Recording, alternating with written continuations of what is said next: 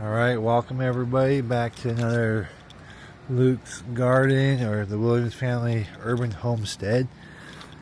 Just want to give you an update. It's been a while.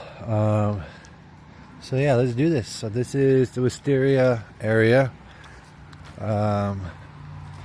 We had harvested our potatoes and I replanted some new crops. Hopefully we'll get here before Utah's winter happens. Here we have some spinach and lettuce, iceberg lettuce, coming in fantastic. Some cabbage in the middle here, carrots, and some amazing peas. So here's some peas here. Hoping to get a late night harvest there. Wisteria is going great. And this area is fantastic. This is the Bermuda Triangle.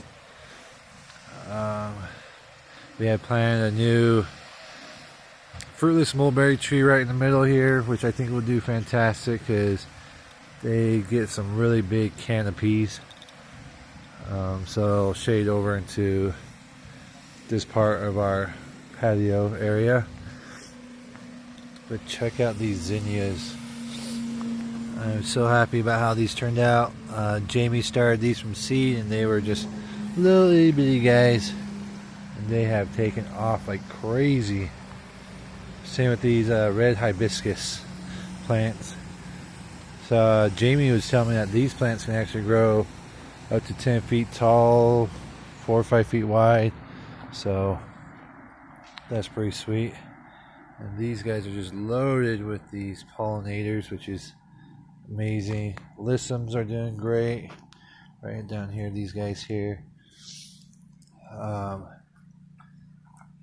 yeah, these little billy balls, we didn't think these guys were going to make it. We're going to grow a heck of a lot more of those this year, or this next upcoming year. So yeah, so that's part of Bermuda. Let's go into the food forest area, because this part amazes me. So here's some raspberries.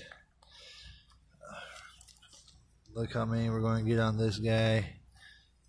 So they're coming. I need to build a support system for them because they're all laying over whatever way they wanted. But this part here, this vine here, comes way over here, starts way back there by Mr. Moose, and he's just going crazy. This is my gigantic pumpkins. We got a lot of flowers back up in there, but I'm super excited to see right here. Oh my goodness, look at him. Got some pumpkins growing. Ginormous pumpkins. So these guys get anywhere between 500 to 1,000 pounds per pumpkin, which is just really cool. Just awesome. My watermelon vine has decided that he wanted to come way over here. So I'm going to let him grow and take off that way, and we'll see what happens with all that. Sorry if the camera is a little crazy. I got this new gimbal for my phone. So we'll see. Still learning how it works. We got more pumpkins in here. Apple trees producing. This is our Frankenstein apple. Looks super healthy. Just no apples this year except for those few there. My bamboo trellis is doing, or pyramid is doing great. This really surprised me. I didn't think we were going to get any this year, but we have. Let's see if I can find it right there. Little pickly cucumber. So hopefully we'll get some more, because so that's a watermelon vine. All these leaves here. Oh, look, we got another one right there. Look how cute this little guy is. Pickling cucumbers. This I'm excited about. This is milkweed.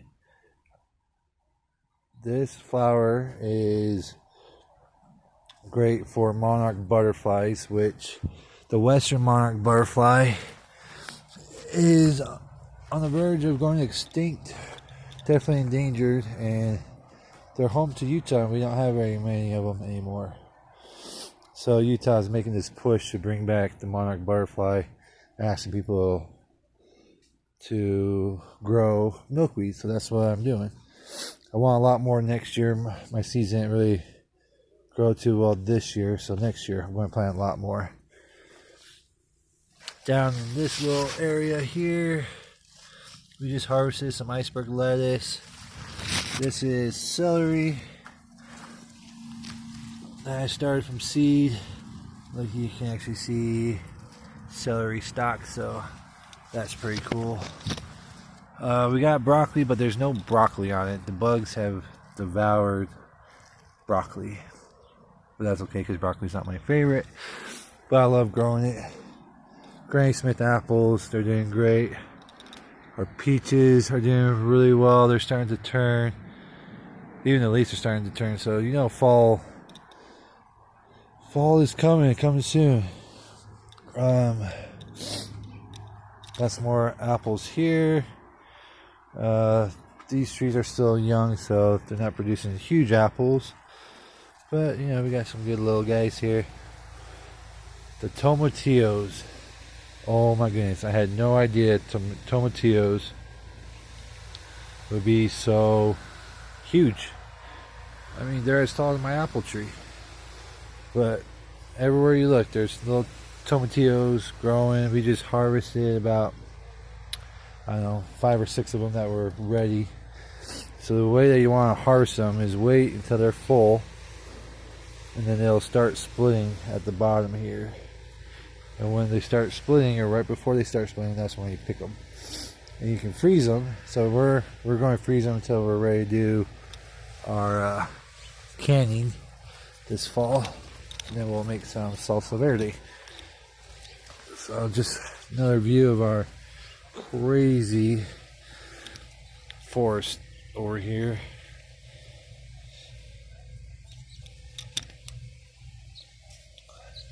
I mean, just look at this. This is amazing. And then, I don't know if you can see, but right back in there we got some Romas as well. I think the tomatillos are taking over a little bit, so these Romas aren't quite as big as our other Romas I'll take you to, but Tomatillo Forest, that's what I'm going to start calling this place. It's amazing. The one thing I do want to do next year is build a better pathway and better trellising system for the tomatillos, so it's easier to pick them, find them, control them. Because, like, look, they're just going all over the place. They are crazy. But I'm happy. I'm happy about it. This looks amazing. Sorry, one last look at these pumpkins. Look at how big these leaves are. Never seen a pumpkin leaf so big. Love it. Absolutely love it. And this, I'm happy this little guy came back. He's our golden raspberry. Me and Jamie had our first 2 yesterday. I don't like the texture of raspberries, but boy, they were good. So that is the orchard area. Let's come on back over to the vineyard over here.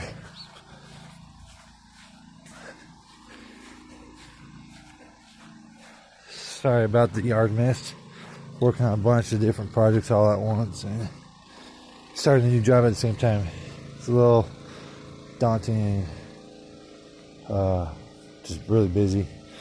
So here's our grapes in our butterfly vineyard. Got small little guys. These were all new plants, transplants, so hoping next year, now that they're getting established, getting used to the soil, they'll do better.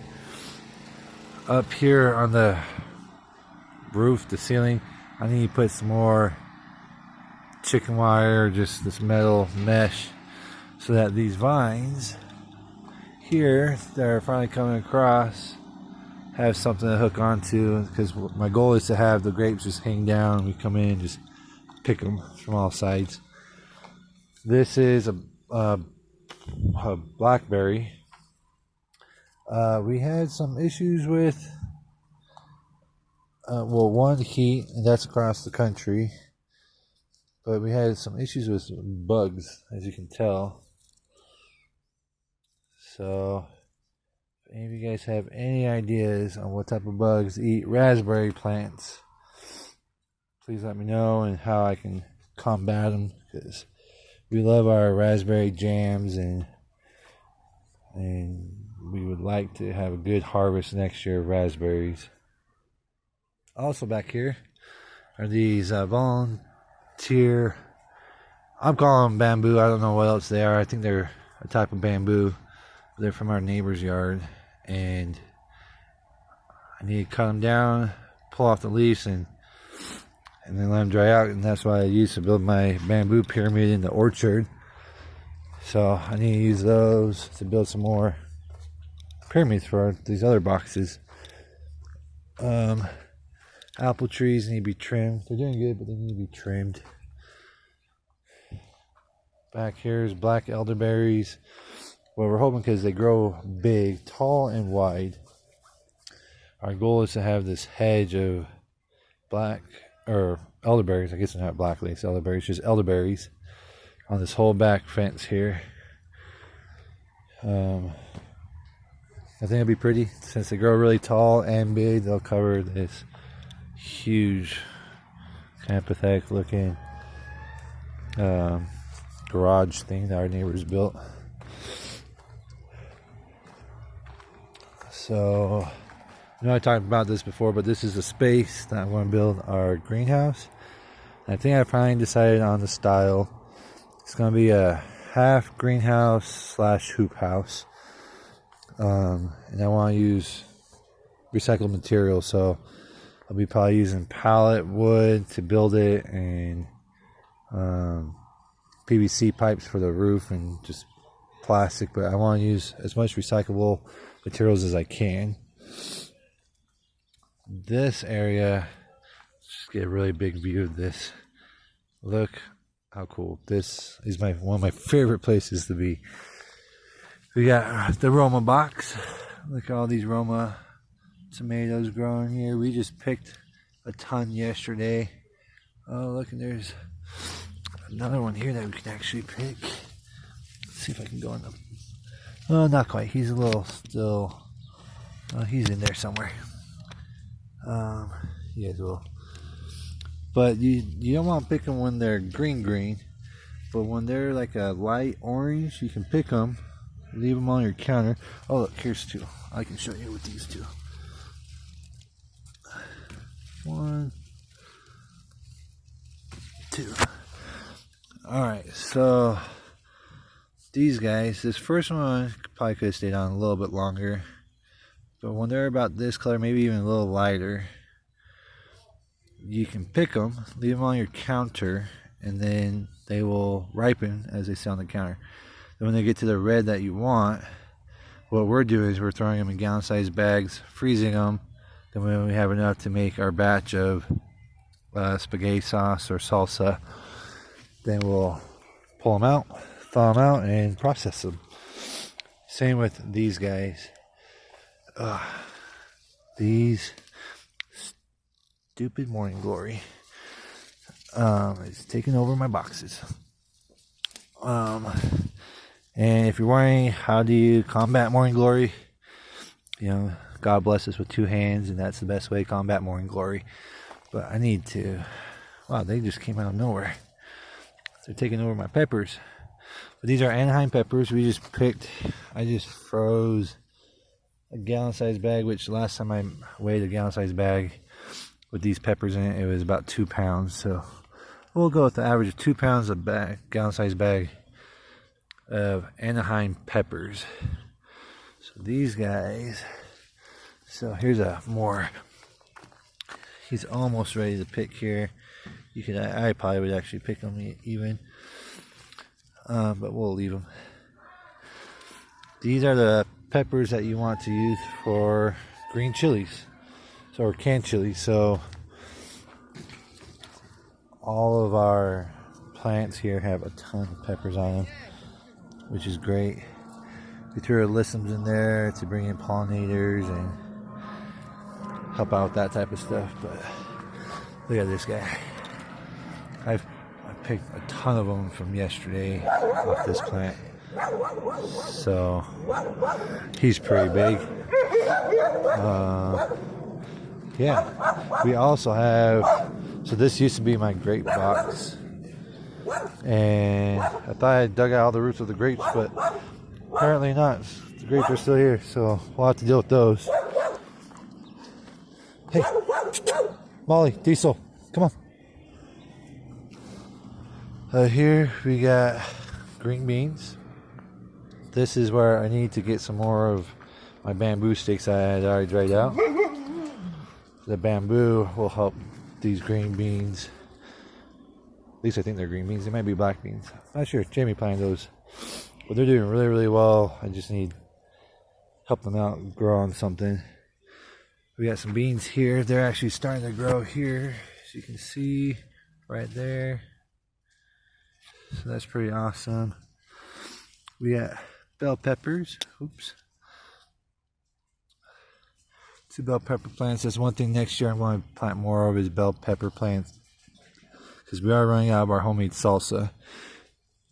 And those use bell peppers, not Anaheim peppers. So I'll plant more bell peppers next year, and probably maybe the same amount of Anaheim, depending on how much green canned chilies we get from there. This is my blueberries. Haven't gotten a whole lot of blueberries. I think actually the birds have probably eaten them, so I need to figure out a way to cover it next year. But look at all this new growth. First time I have not killed a blueberry plant, so I'm super stoked about that. And then we got the pumpkin archway. Look at these pumpkin vines. Alright, let's come on in here and I'll show you what this looks like up in here. So these are pie pumpkins here and here. We got some gourds or squashes or something. We had to move him out, as you can tell right there. He started growing into the cow panel, and that's why he has this mark. So we pushed him out of the way. Ooh, it looks like I need to come in here and spray. We got some weird spider bug things going on by that plant right there. Then we got these white pumpkins, which Jamie's been wanting to grow. We got this gourd that's way down there. Oh, let me show this one. This one, he's kind of cute. Let me see if I can find him. It's right down there. We got a lot of these little white, or not white, just small pumpkin things.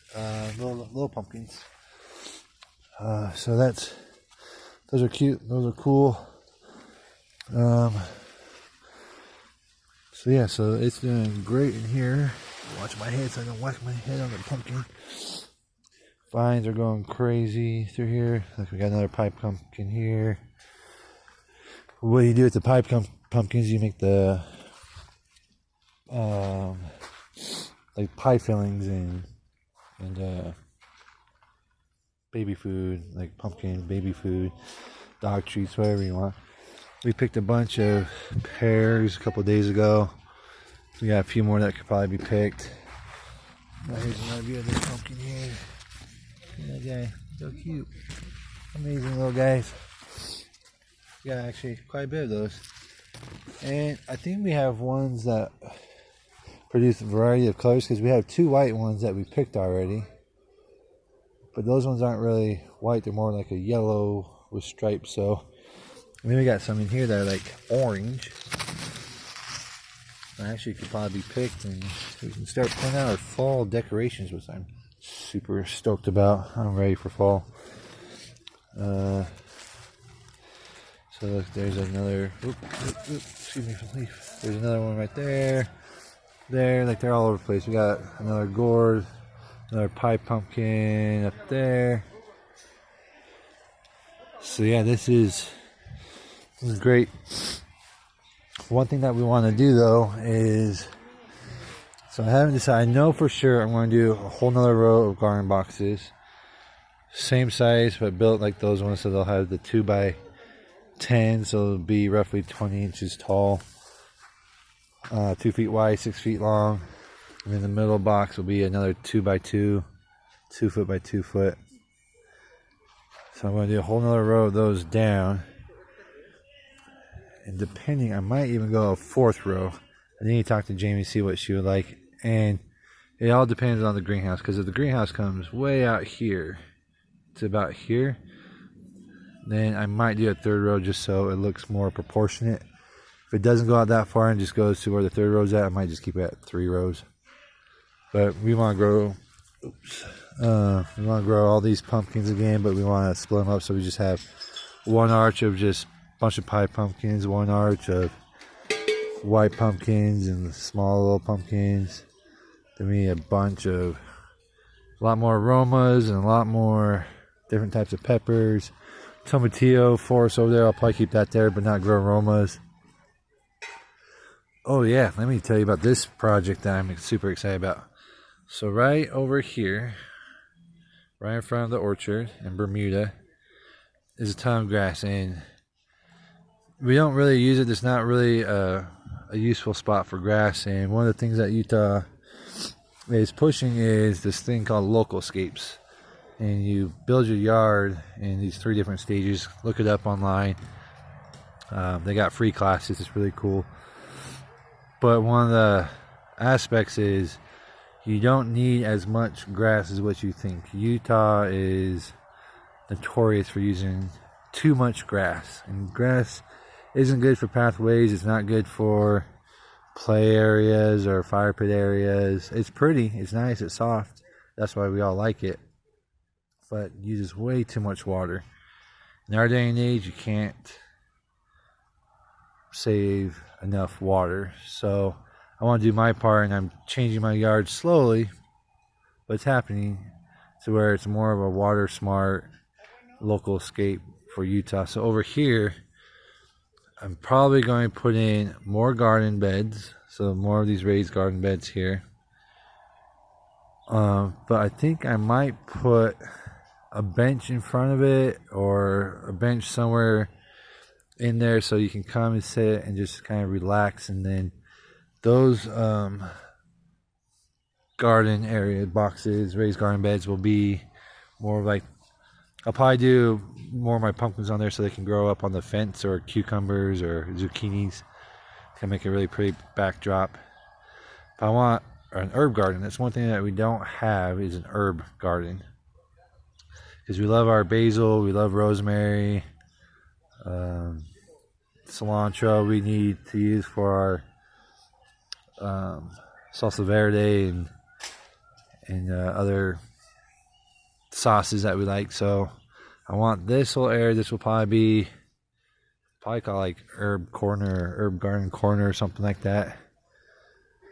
So yeah, that will be that big project. We're also going to plant, so over here, where the green hoop house is what I'm going to call it. Green hoop house is going to go. It'll probably be like a 10 by 12 or 10 by 14 greenhouse hoop house.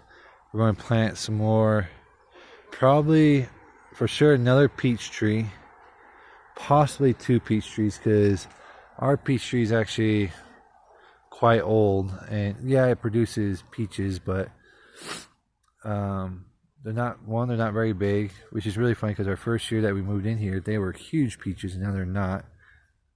They even thinned them out, so that might be a sign of the tree getting old. So we want to plant 2 new ones here, for sure 1 new one, but possibly 2 new ones right by the entrance of this garden area here. That way, when that peach tree in the orchard dies, we have 2 more peach trees that will be producing peaches in no time.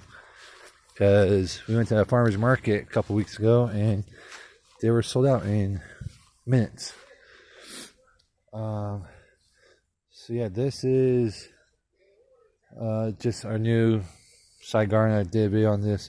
Okay, if anybody has a tip Now, how I'll get rid of tree shoots from old tree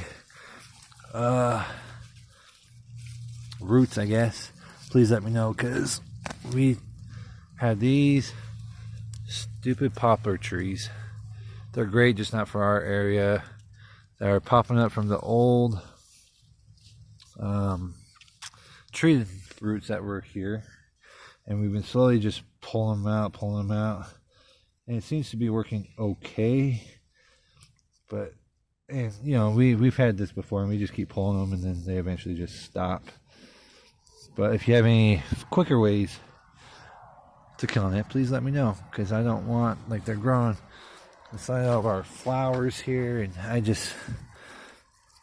we don't want them.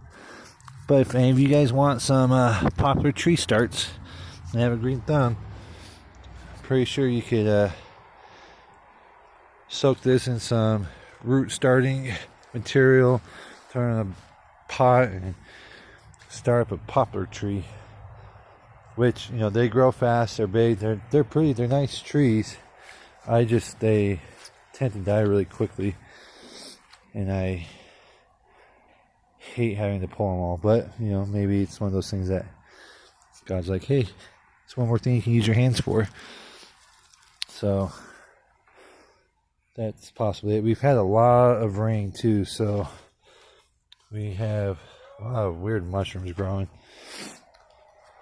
But yeah, this area is looking good. I've switched up some of the drip, so it's drip and some little bit of overhead sprays, and I think that's just doing a heck of a lot better in this area.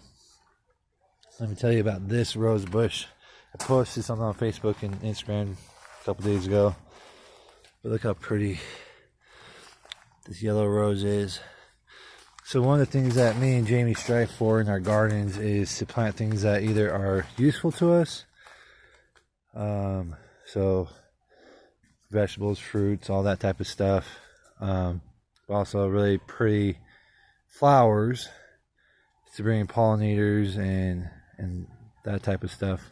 But this yellow rose is my dad's favorite flower. He loves yellow roses. And my mom she loves peonies and she loves daisies.